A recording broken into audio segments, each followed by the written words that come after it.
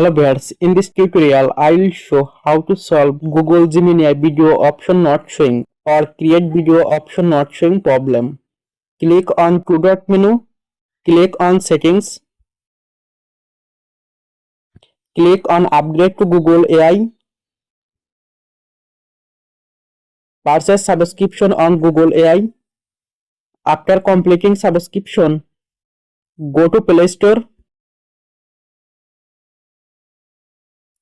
click on search bar and search Gemini.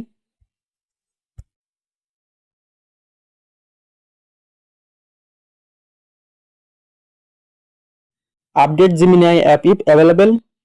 Go to Gemini.